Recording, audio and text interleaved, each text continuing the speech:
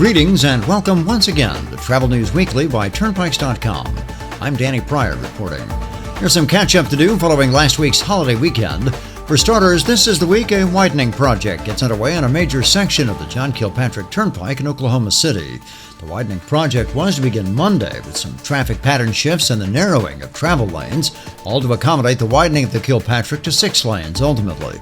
The construction will impact commuters across a 6-mile stretch of the roadway from about Windsor Boulevard north through the interchange with the Northwest Expressway and up to the bend, but not all the way around it. The construction zone ends north of 122nd Street by about a half a mile. The widening project is part of the overall widening of the Kilpatrick Turnpike. Construction on this segment is expected to continue into the spring of 2027. Meanwhile, Oklahoma's Turnpike Authority is seeking to have 2 additional interstate designations for its turnpike system. The Oklahoma Voice reported this month the OTA is seeking to have Tulsa's Creek Turnpike designated as I-644 and the Muskogee Turnpike designated as I-343. The OTA has previously worked with the Federal Highway Administration to get interstate designations for other local and regional toll roads. Most recently, the Kickapoo Turnpike is I-335, as well as the John Kilpatrick, which is now I-344. March 2nd is the official effective date for a new U.S. Customs and Border Protection rule that officially makes the U.S. side of the Gordie Howe International Bridge a Class A port of entry. That is next week. However, that is not the opening date of the bridge. That is yet to come.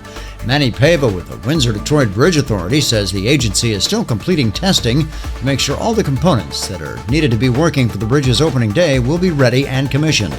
Meanwhile, the agency has offered no comment on recent threats by the U.S. President to block the opening of the bridge.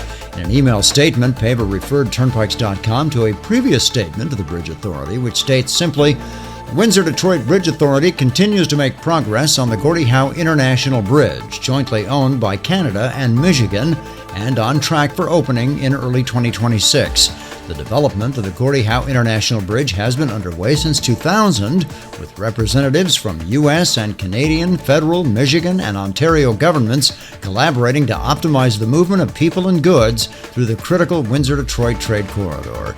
Meanwhile, the agency is holding another webinar at noon on the 27th of February, that's this Friday, to further acclimate commercial users to the use of the bridge.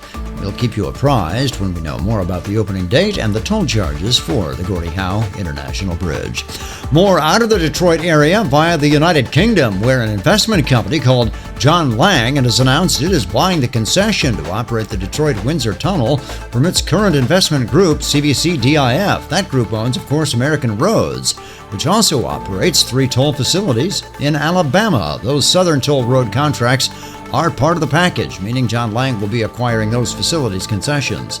Of course, ownership of the Detroit-Windsor Tunnel will remain with the cities of Detroit and Windsor, but the concessions contract for the Detroit side of the tunnel will be acquired by Lang, which will not impact the port of entry. Terms of the acquisition, as well as its closing date, have not been released.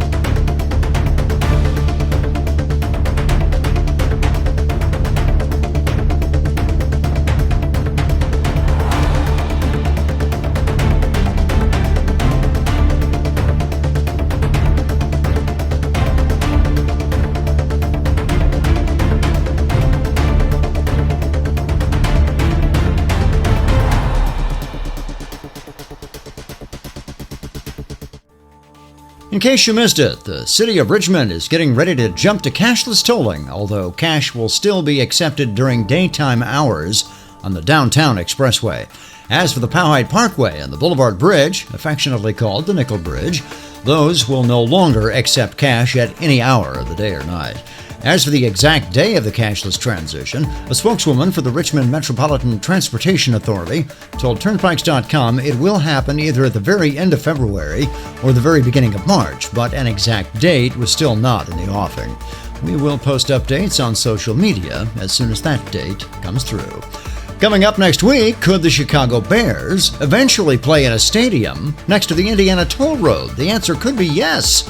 We'll have more in our next report. For now, we thank you once again for watching and listening. Remember to drive safely and avoid distracted driving. I'm Danny Pryor for Turnpikes.com, the Turnpike Authority.